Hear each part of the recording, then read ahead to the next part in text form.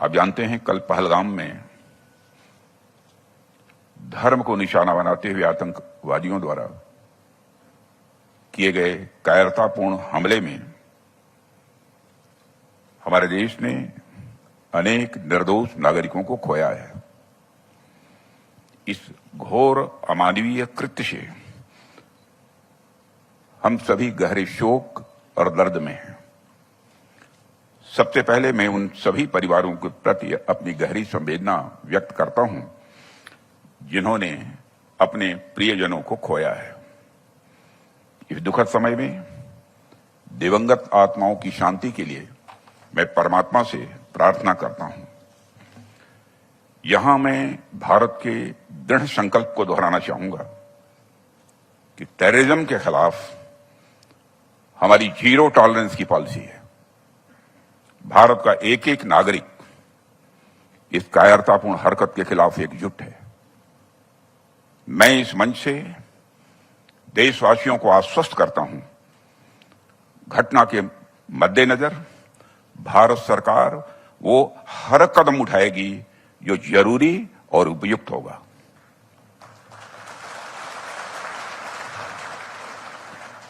और हम सिर्फ उन लोगों तक नहीं पहुंचेंगे जिन्होंने इस घटना को अंजाम दिया है, हम उन तक भी पहुंचेंगे जिन्होंने पर्दे के पीछे बैठकर हिंदुस्तान की सरजमी पर ऐसी नापाक हरकतों की साजिशें रची हैं। भारत एक इतनी पुरानी सभ्यता और इतना बड़ा देश है जिसको ऐसे किसी भी आतंकी गतिविधियों से किसी भी सूरत में डराया नहीं जा सकता। ऐसी हरकतों का जिम्मेदार और इसके जिम्मेदार लोगों को आने वाले कुछ ही समय में जोरदार तरीके से नजर आएगा। मैं देशवासियों को आश्वस्त करना चाहता हूं।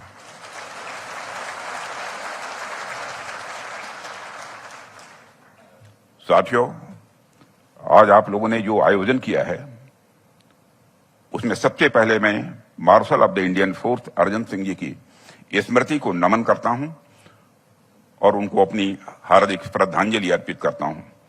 मुझे यह जानकर अच्छा लगा कि आप सभी उनकी स्मृति में यह कार्यक्रम प्रतिवर्ष करते हैं। अपनी बात प्रारंभ करने से पहले मैं भारतीय वायुसेना को उनके अदम्य साहस और पराक्रम के लिए हार्दिक बधाई देता हूं।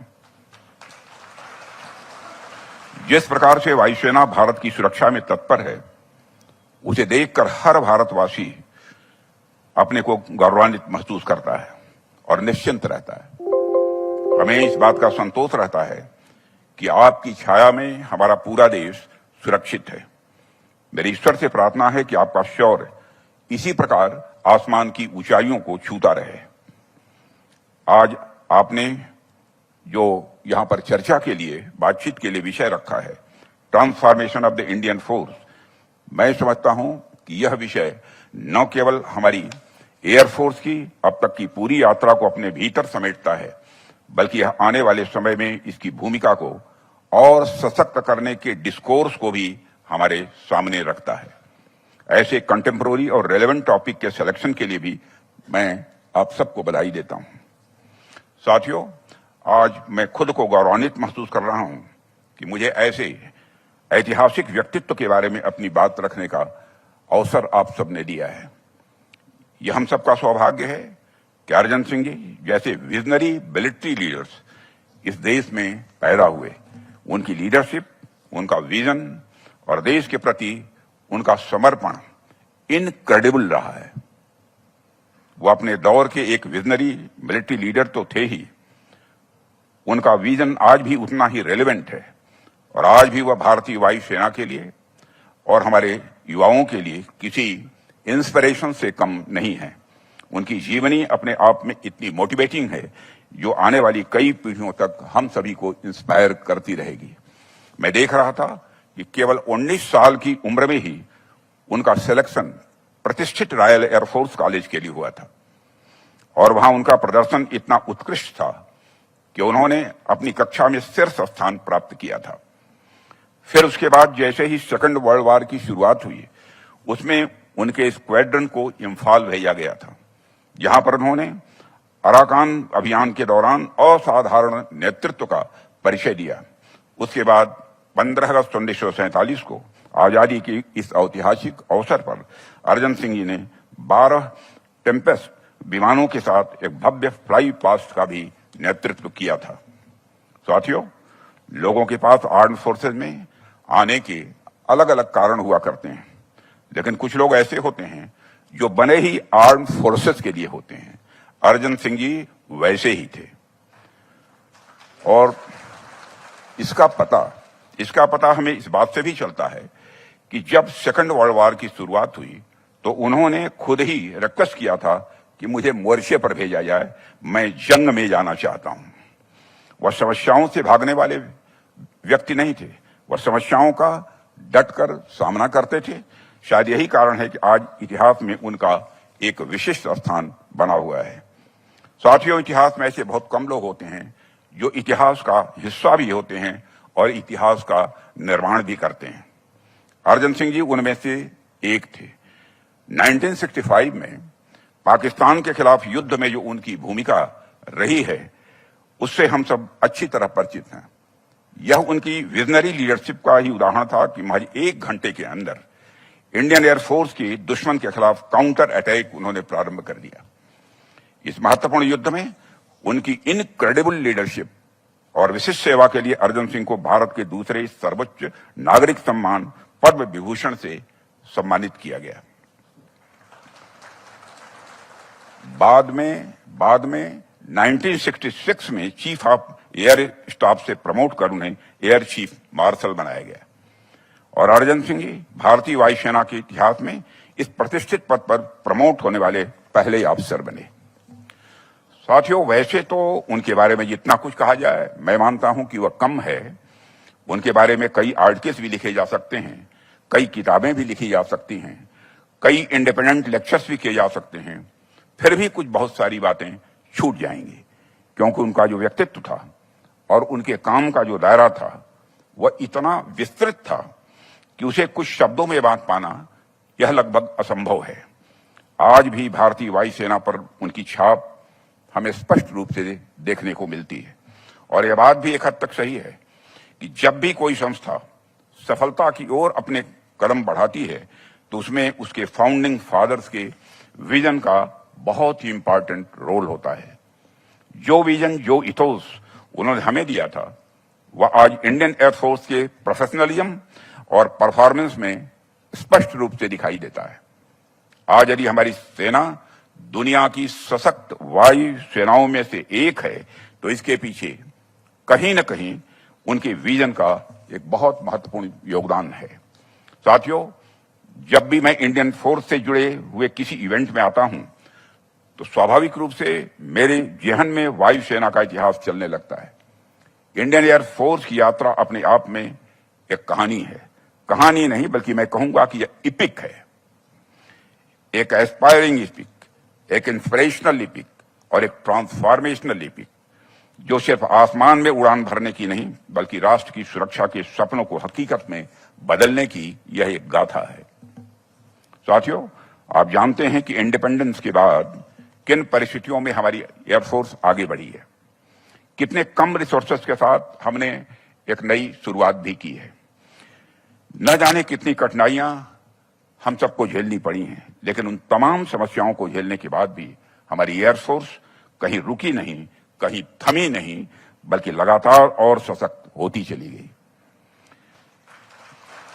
इसमें नए नए मजबूत विंग्स जुड़ते गए। 1965 की जंग हो या 1975 की जंग हो, गोवा लिबरेशन ऑपरेशन या फिर 1999 की कारगिल वार हो, ऐसे अनेक मौके आए हैं जहां इंडियन फोर्स एक डिसाइसिव फैक्टर के रूप में उभरी है। आज स्थिति यह है कि हम दुनिया की सबसे ताकतवर फोर्सों में से एक हैं। आज हमारी एयरफोर्स बेहद मजबूती के साथ हमारे नेशनल सिक्योरिटी के लिए एक स्ट्रांग पिलर के रूप में काम कर रही है।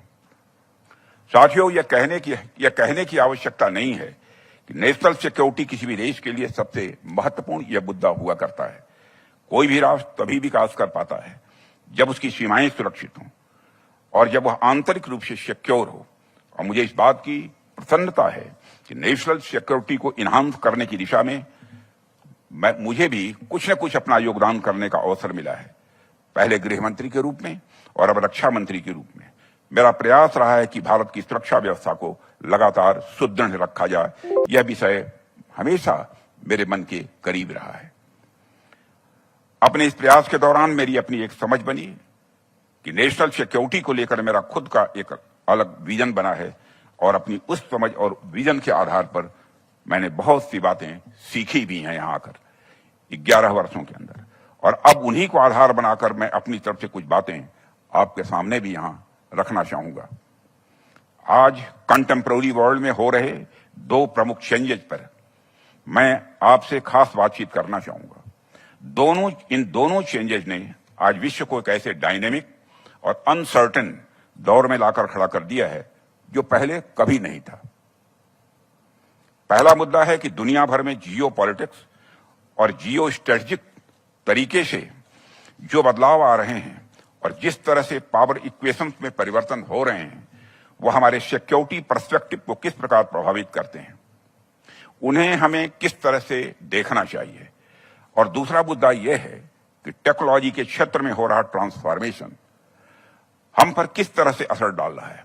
मैं पहले मुद्दे से अपनी बात की शुरुआत यहां करना चाहूंगा। साथियों, आज अगर हम पूरी दुनिया को एक हॉलिस्टिक नजरिए से देखें तो हमें कई सारे परिवर्तन दिखते हैं। यदि पिछले कुछ वर्षों की बात की जाए तो यह परिवर्तन और तेज हुए हैं। एक तरफ तो कई पुराने सिक्योरिटी अरेंजमेंट्स में तनाव की स्थिति दिख रही है, कई पुराने इंटरनेशनल अलायंसेस टूटते हुए दिखाई दे रहे हैं, तो दूसरी तरफ कुछ नए नए स्ट्रेटेजिक इक्वेशन या अलायंसेस बनते हुए भी हमें दिखाई दे रहे हैं। यह जो फ्लूइड ग्लोबल ऑर्डर है, इसके कई सारे इंपैक्ट भी हमें देखने को मिल रहे हैं। इसके जो इकोनॉमिक इफेक्ट हैं वह एक पूरा अलग विषय है, लेकिन मैं यहां आपसे इस फ्लूइड ग्लोबल ऑर्डर के सिक्योरिटी सिनेरियो पर बात करूंगा जो हमारे अपने नेशनल सिक्योरिटी इंटरेस्ट से जुड़े हुए हैं। साथियों, अभी कुछ वर्ष पहले तक वैश्विक सुरक्षा को अलग अलग खेमों में बटा हुआ देखा जाता था। उन अलग अलग खेमों के अनुसार हमारी सिक्योरिटी पॉलिसी भी इन्फ्लुएंस स्वाभाविक रूप से होती रहती थी। हालांकि भारत का हमेशा से एक पॉजिटिव इंस्टांस रहा है। भारत कभी किसी गुट या किसी खेमे का सदस्य नहीं रहा है। हमने हमेशा अपनी सॉवरेन और इंडिपेंडेंट पॉलिसीज का निर्माण किया है और उसे अपनाया भी है। लेकिन आज की दुनिया थोड़ी अलग है। आज आप देखिए कि 21वीं सदी को एशिया की सदी कहा जाता है। इस कारण 20वीं सदी की जो क्रॉस अटलांटिक पावर इक्वेशंस थी वह अब शिफ्ट होकर एशिया की ओर हमारे नजदीक आ गई हैं और इंडो पैसिफिक रीजन आज स्ट्रेटेजिकली दुनिया का सबसे इंपॉर्टेंट रीजन यह बनकर उभरा है। और यह जो परिवर्तन हमें देखने को मिला है इसका डायरेक्ट रिलेशन हमारे नेशनल सिक्योरिटी के साथ है। मेरे कहने का यह अर्थ है कि in shifting geo strategic equations का हमारी नेशनल सिक्योरिटी के साथ जितना डायरेक्ट इंटरेस्ट आज है उतना पहले कभी नहीं था। और यह जियो स्ट्रेटेजिक अनसर्टेनिटीज हमारी नेशनल सिक्योरिटी के लिए किस प्रकार के चैलेंजेस ला रही है और हम इन्हें किस प्रकार से हैंडल करने के लिए तैयार हैं, यह आज हमारे सामने एक प्रमुख मुद्दा है।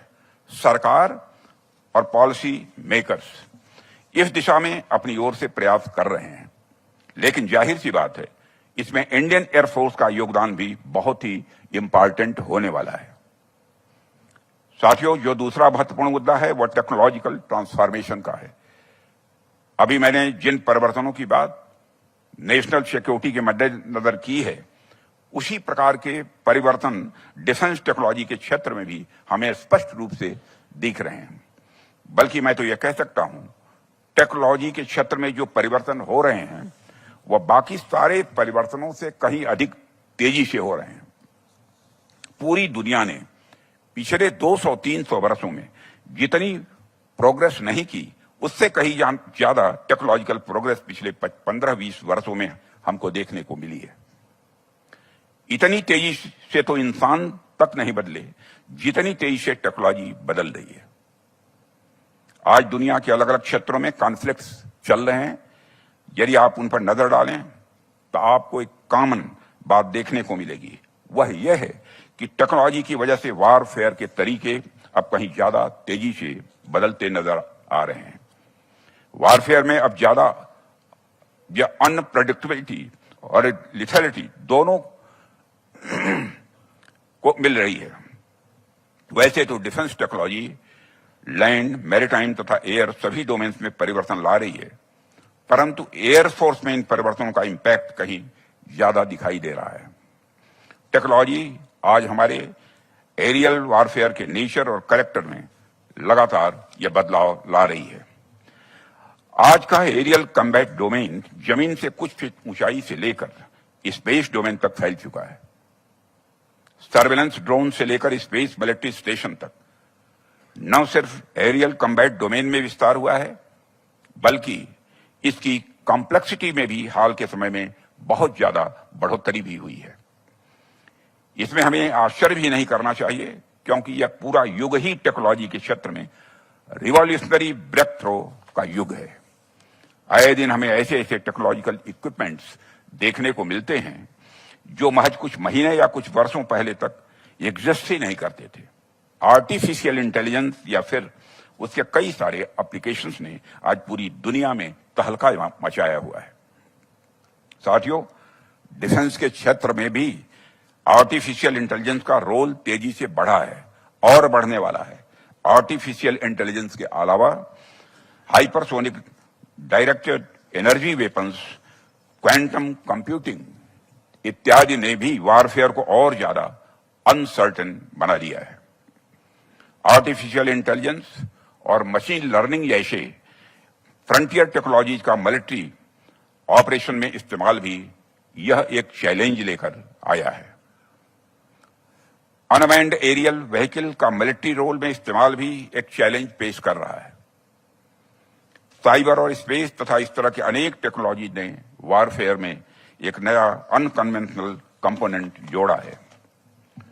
हालांकि कई बार मैं यह भी सोचता हूं कि हम जिन्हें कल तक वारफेयर या का अनकन्वेंशनल तरीका मान रहे थे, क्या वे आज वास्तव में अनकन्वेंशनल रह गए हैं?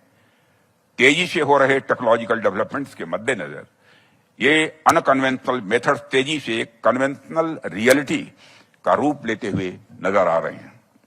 आज की यह स्थिति बताती है कि वारफेयर का जो पुराना हार्डवेयर बेस्ड सिस्टम था, वह अब सॉफ्टवेयर बेस्ड सिस्टम की ओर आगे बढ़ रहा है।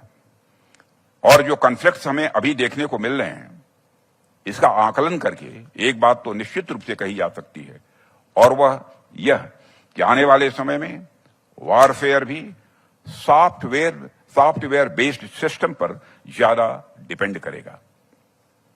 साथियों, कुल मिलाकर मैं यह कहना चाहता हूं कि परिस्थितियां चाहे जियो स्ट्रेटेजिक हों या टेक्नोलॉजिकल ट्रांसफॉर्मेशन की हों, दोनों परिस्थितियां आज पहले की तुलना में कहीं अधिक कॉम्प्लेक्स हैं। इसलिए आज जब हम सिक्योरिटी पाथवेज के नए नए फॉर्मुलेशंस का प्रयास करते हैं या फिर पॉलिसी फॉर्मुलेशन का प्रयास करते हैं, तो हमें दोनों एस्पेक्ट्स पर, दोनों पहलुओं पर विशेष ध्यान देने की जरूरत है। चाहे शिफ्टिंग ग्लोबल ऑर्डर हो या टेक्नोलॉजिकल चेंजेस, दोनों ने हमारी ओवरऑल सिक्योरिटी सिनेरियो पर डायरेक्ट इंपैक्ट डाला है। आज हमारी सीमाएं, चाहे वो नॉर्दर्न बॉर्डर हो, वेस्टर्न बॉर्डर हो, ईस्टर्न बॉर्डर हो या फिर इंडो पैसिफिक हो, ये कहीं ज्यादा वल्नरेबल हैं। हालांकि इन सीमाओं पर चैलेंजेस पहले भी थे, इस सच्चाई को नकारा नहीं जा सकता, लेकिन हालिया परिस्थितियों को देखते हुए यह अब और ज्यादा इंटेंस हो गए हैं। लेकिन मुझे आपसे यह बताते हुए बड़ी प्रसन्नता हो रही है कि पिछले 10-11 वर्षों में हमारी सरकार ने इन सिचुएशन को न सिर्फ अच्छे से समझा है, बल्कि उनके अकॉर्डिंग स्टेप्स भी उठाए हैं। 2014 में माननीय प्रधानमंत्री जी ने के नेतृत्व में हमारी सरकार आई। उस समय ही प्रधानमंत्री जी ने हमें एक विजनरी अप्रोच दिया, जिसको फॉलो करते हुए हमने काफी सारी अनसर्टेनिटीज को टैकल करने की शुरुआत की थी। यदि हमारी सरकार द्वारा उठाए गए स्टेप्स की मैं बात करूं तो उसमें तो लंबा समय लग जाएगा, लेकिन मैं एक महत्वपूर्ण बिंदु की बात यहां पर जरूर करना चाहूंगा, और वह बिंदु है आत्मनिर्भरता का, सेल्फ रिलायंस का।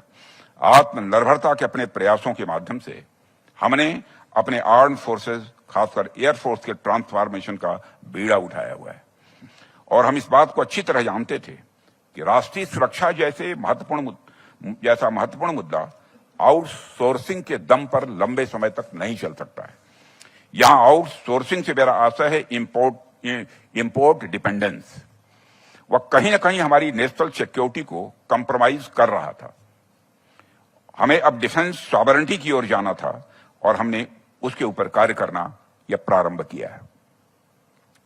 इसलिए हमने देश के अंदर ही डोमेस्टिक डिफेंस मैन्युफैक्चरिंग पर विशेष बल दिया है, जिसके सकारात्मक परिणाम आज हमें देखने को मिल रहे हैं। आज न केवल पब्लिक सेक्टर में डिफेंस मैन्युफैक्चरिंग का अनपैरेलल्ड ग्रोथ हुआ है, बल्कि प्राइवेट सेक्टर भी डिफेंस मैन्युफैक्चरिंग में बढ़ चढ़कर आज हिस्सा ले रहे हैं।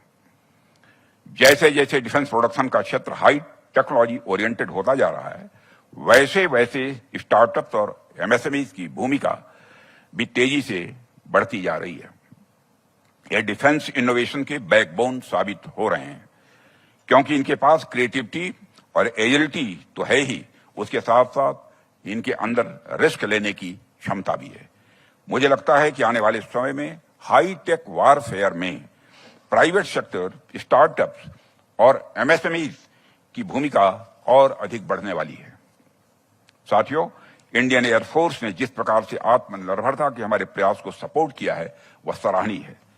एविएशन सेक्टर में आत्मनिर्भरता लाने में इंडियन एयरफोर्स का निश्चित रूप से बहुत बड़ा योगदान रहा है।